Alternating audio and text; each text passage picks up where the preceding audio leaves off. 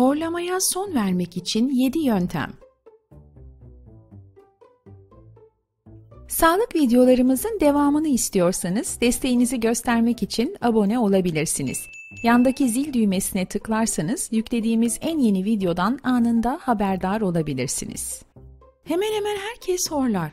Bazılarımız için ters bir boyun duruşu veya burun tıkanıklığı horlamaya neden olurken bazılarımız için ise özel bir nedene gerek yoktur. Peki ama neden horluyoruz? Uyurken aldığımız hava nefes borusundan geçerken zorlanabilir. Biz nefes aldıkça hava burun içi dokularını titreştirir ve horlama sesi çıkarır.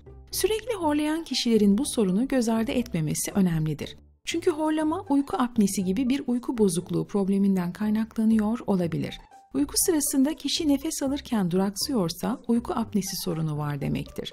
Bu duraksamalar birkaç saniyeden 1-2 dakikaya kadar uzayabilir.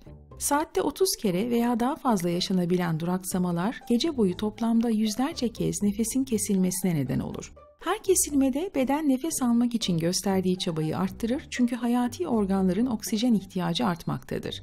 Tüm bu mücadele kronik yorgunluğa neden olur ve hayat kalitemizi derinden etkiler.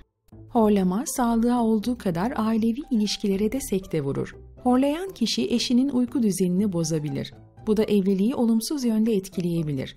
Halbuki horlama eşin desteğine en çok ihtiyaç duyulan sağlık problemlerinden biridir. Eşler birbirini uyurken dinleyerek uyku apnesi olup olmadığını tespit edebilirler. Horlamanın uyku apnesi gibi ciddi bir rahatsızlıktan kaynaklandığını tespit etmek çok önemlidir. Basit bir horlama problemi yorgunluğa neden olur ama uyku apnesi, tansiyon, diyabet, felç ve kalp krizi riskini arttıran bir rahatsızlıktır. Hatta kişide aşırı yorgunluk yaptığı için anlık uyumalara ve trafik kazalarına sebep olduğu bilinmektedir. İsterseniz horlamadan rahatça uyumanızı sağlayacak sağlık tavsiyelerine hep birlikte göz atalım. 1. Uyku pozisyonunuzu değiştirin.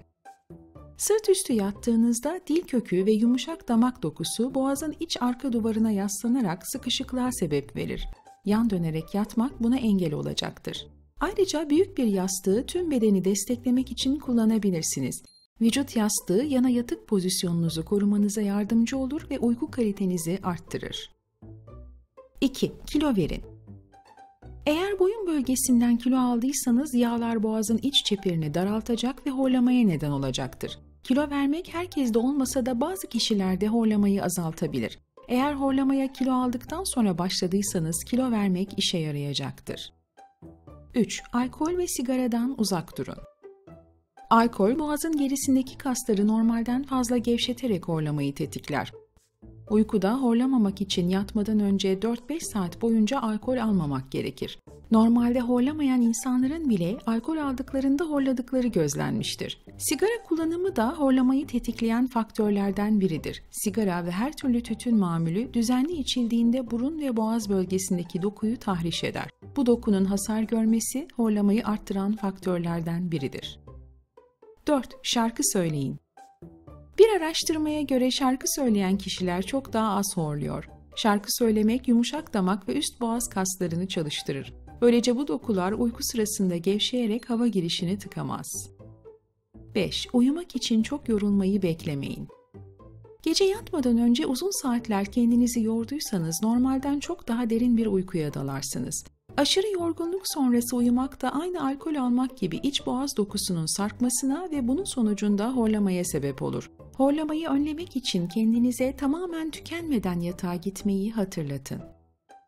6. Ağır akşam yemeklerinden kaçının.